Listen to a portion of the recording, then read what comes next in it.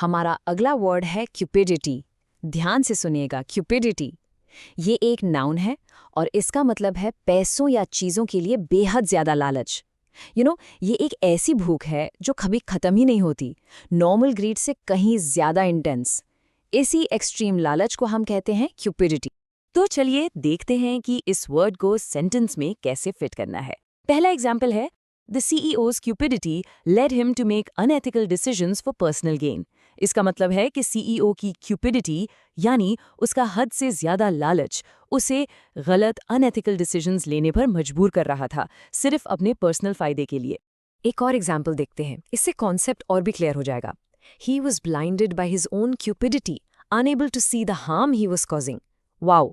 यहाँ क्यूपिडिटी ने उस इंसान को लालच में इतना अंधा कर दिया है कि उसे ये दिखाई नहीं दे रहा कि उसके एक्शन से दूसरों का कितना नुकसान हो रहा है।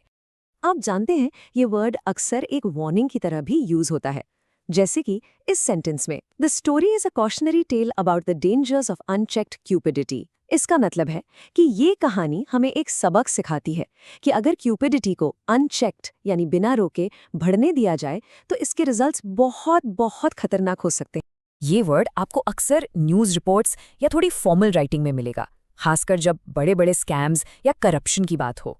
फॉर एग्जाम्पल, इस न्यूज़ हेडलाइन को देखिए, this scandal exposed a network of corporate cupidity and corruption.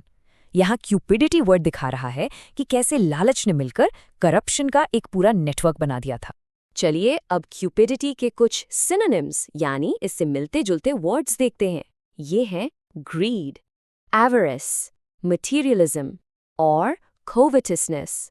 ये सारे शब्द लालच के ही अलग अलग रूप हैं, लेकिन इन सब का मेन आइडिया क्यूपिडिटी से ही जुड़ा हुआ है।